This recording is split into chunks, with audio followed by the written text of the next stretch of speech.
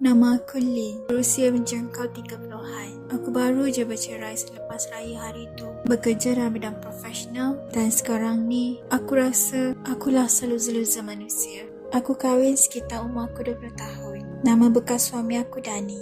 Aku berjumpa Dani masa aku praktikal. Lepas praktikal, aku diserap masuk company yang sama.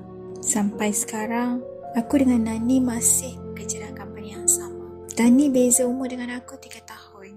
Lepas beberapa bulan kenal, dia ajak aku kahwin. Masa masih berkenalan, dia ada mention yang dia pernah bertunang, tapi putus. Ex tunang dia nama Amira.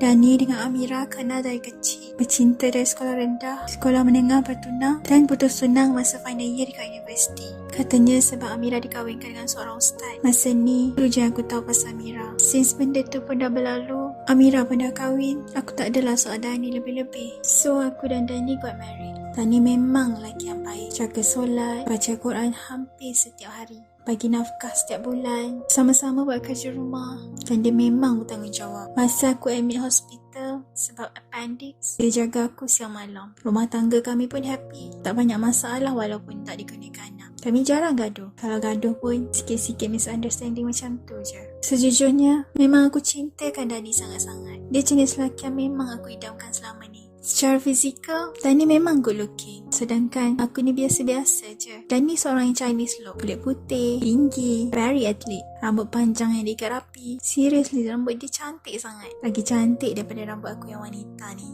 Kisah aku bermula di sini. Lepas beberapa tahun kahwin, Amira muncul dalam hidup kami. Amira kerja sama kawasan dengan office kami. Dani terserempak dengan Amira masa keluar lunch. Kami memang lunch asing-asing sebab masing-masing ada king sendiri dekat office. Bila dia terserempak dengan Amira, terus Dani tegur. Dan dia orang exchange number. Aku tahu pun sebab Dani sendiri yang bagi tahu. Aku dengan Dani memang selalu communicate. Sebelum tidur, kita orang akan cerita what happened to each other that day. Kalau dia fikirkan balik relationship aku dengan Dani, sangat healthy. Tapi siapa sangka, jodoh kami masih tak panjang. Anyway, since hari tu Dani selalu text Amira. I read all of the text. Rupanya Amira dah diceraikan. Sebab tu dia kerja. Sebelum ni Amira duduk rumah je. Suami dia tak izinkan kerja. Sejak suami dia terjebak dengan satu movement ni, terus dia ceraikan Amira. Amira dah ada 3 orang anak masa ni. Dan katanya, semua anak-anak dia ikut dia. Amira pandai dalam pelajaran. Sebab tu dia senang dapat kerja lepas cerai. Tambah pula dengan muka dia yang sweet. Nak dibandingkan dengan muka aku ni, ibarat tong sampah dengan bunga lah. Walaupun Amira anak dah 3, dia masih maintain canak dara. Amira jenis perempuan Melayu terakhir. Lembut, asyik senyum je. No wonder lah Dani sayangkan dia. Lepas 6 bulan Dani jumpa Amira, Dani decide untuk memperisteri kat Amira. Around that 6 months, aku tahu semua pasal dia orang. I know because Dani told me everything. Keluar lunch setiap hari, text setiap hari, kecuali masa Dani kat rumah. Sebagai seorang isteri, memang aku rasa down sangat-sangat. Dalam masa Dani keluar dengan Amira, aku dapat accept sebab Dani jujur sangat. Dia tak pernah tipu aku. In fact, masa awal-awal dia jumpa Amira pun, dia confess yang dia tak pernah lupakan Amira. Tapi bila aku tanya dia sayangkan aku tak, dia cakap memang dia sayang sebab aku wife dia. Tapi yang betul-betul dia cinta is Amira. Masa ni macam-macam cara aku buat untuk Dani cintakan aku. Aku cantikkan diri aku sendiri. Aku layan dia betul-betul. Aku beli buku cara memikat suami. Aku apply segala benda aku baca dan aku cari kali dari internet. Aku surprisekan dia dengan honeymoon, birthday, macam-macam lagi. Aku ubah diri aku seubahnya. Aku cuba jadi diri sendiri with the hint of Amira. Bila aku solat, aku doa sungguh-sungguh supaya Dani cintakan aku lebih dari Amira. Tapi Dani macam tu juga. Seolah-olah sia-sia usaha aku selama ni. Honestly, walaupun tengah hangat bercinta dengan Amira, tak pernah kurang sedikit pun layanan Dani dekat aku.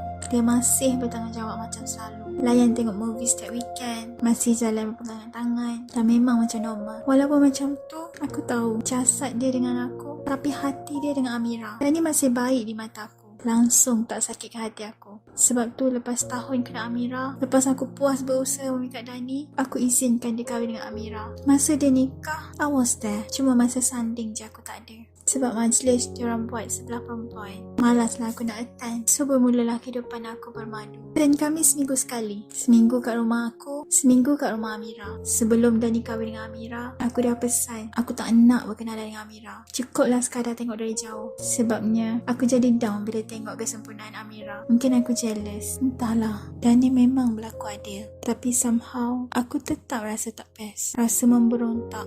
Aku asyik cari pasal dengan Dani. Mungkin aku nak perhatian dia. Dani layan aku macam biasa. Tapi hati ni still tak tenteram. Entahlah, susah nak describe benda ni. Apa yang mampu aku describe, aku rasa macam melukut di tepi gantang. Memang Dani ada dengan aku, baik dengan aku. Tapi aku tak rasa macam Dani tu aku punya. Seolah-olah aku ni macam orang ketiga dalam hubungan Dani dan Amira. Rasa macam tergantung.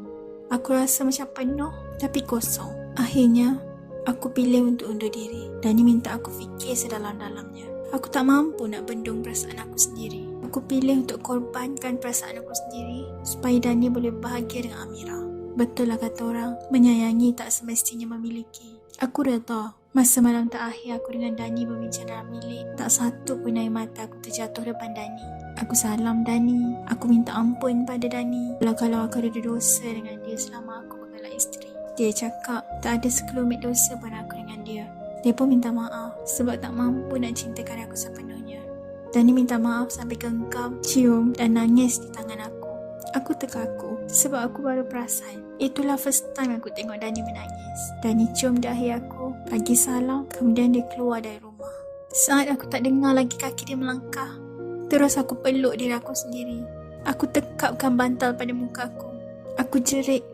Aku nangis semaunya. Harapan aku supaya Dani patah balik. Tengok sayang, pilihlah aku. Patahlah balik. Terimalah aku. Cakap dengan aku, kau sayangkan aku, bukan Amira. Tapi apakan daya, aku kalah. Masa ni aku period. Nak solat pun tak dapat. Sentuh Quran pun tak boleh. Selama 3 hari betul-betul aku menangis. Aku tak makan, aku minum je. Aku nangis, tidur, bangun tidur. Aku nangis balik. Sampailah parent aku datang. Mak aku mandikan aku. Setiap kali dia halakan shower kat aku, terkumat kami aku dengar mak aku berselawat dengan suara tergetar-getar menahan tangisan dia sendiri. Aku dapat rasakan jiwa mak aku hancur tengok penderitaan satu-satunya anak perempuan dia ada.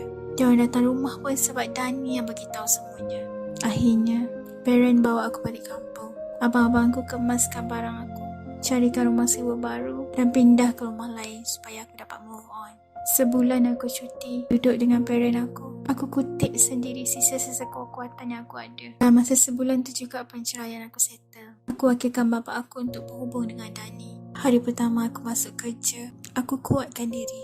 Memang berat langkah aku. Tapi sebulan tinggal dengan parent, sebulan tu juga diorang kuatkan semangat aku. Alhamdulillah, dengan kekuatan yang diorang bagi, aku boleh lagi lawan perasaan aku.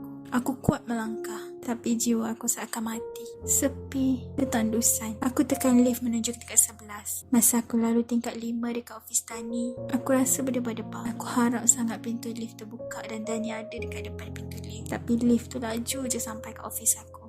Sampai dekat ofis, kawan-kawan aku semua tersenyum, peluk dan diorang usap kepala aku. Aku bersyukur sangat dikurniakan kawan-kawan ofis yang baik dan memahami. Diorang tak tanya pun apa yang berlaku. Semua doakan aku kuat. Diorang pesan banyak kali kalau aku ada apa-apa pertolongan, aku minta je kat diorang. Sepanjang seminggu aku dekat office, aku langsung tak nampak Dani. Setiap kali aku sampai office, aku akan lalu dekat tapak parking kereta Dani. Aku tatap kereta Dani. Aku tengok kereta putih dia, cukup buat aku tersenyum. Aku masih ingat masa aku duduk dekat kerusi penumpang sebelah Dani. Dani sentiasa serius masa memandu. Dia selalu tegur aku kalau aku tak pakai seatbelt. Kadang-kadang sengaja aku tak pakai sebab aku nak bermanja dengan dia. Hari Isnin hari yang paling aku tunggu. Setiap Isnin, ofis kita orang akan adakan perhimpunan. Dani sebagai head of department akan ada dekat depan. Hari Isnin tu awal aku pergi perhimpunan. Dari tempat aku berdiri, aku kaku memandang Dani dekat depan. Sebulan lebih aku tak jumpa dia. Rasa macam nak lari dan peluk je Dani sekuat-kuatnya. Aku rindu sangat dekat Dani, tapi aku tak mampu. Dani terpandang aku dan dia pun senyum. Aku cepat-cepat pandang tempat lain. Senyuman manis dia aku tak mampu nak balas. Sebab aku perlu lindungi diri aku sendiri. Aku perlu untuk lindungi perasaan aku. Selepas perhimpunan, aku update status WhatsApp buat pertama kali. I need to keep strong. Seminit lepas tu Dani balas, May Allah is your way. Aku kaku lagi. Berdebar jantung. Berkaca mata aku dengan tangisan sendiri. Kenapa perlu kau reply? Kau faham tak kau dah ganggu perasaan aku? Aku benci tapi dalam masa yang sama aku tak haru. Dani masih ambil berat pasal aku.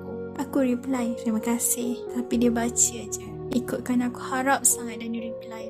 Aku nak main teks dengan dia. Aku rindu sangat-sangat dengan dia. Sejak daripada hari tu, hari-hari aku update status WhatsApp aku. Selalu aku tunggu sama ada Dani online ke tak. Bila dia online, terus aku update status. Bila Dani view, aku rasa berbunga hati. Dani tak ada Instagram atau Facebook. Tiada WhatsApp je. Sebab itulah hanya WhatsApp je satu-satunya tempat aku boleh tagih perhatian Dani.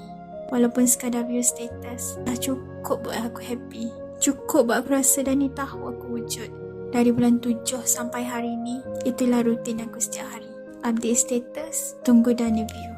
Dulu dia selalu reply, sekarang langsung tak reply. Sekadar view je. Aku pun tak tahu kenapa. Bosan agaknya aku asyik update status. Aku tahu memang aku pathetic, tapi tu je cara aku rasa macam dia bagi perhatian pada aku. Hingga pada saat ini, aku masih tunggu poin-poin hari Isnin untuk aku tatap wajah Dani walaupun untuk 15 minit. Setiap kali lalu tingkat 5, aku harap sangat lift terbuka dan Dani berdiri dekat depan pintu.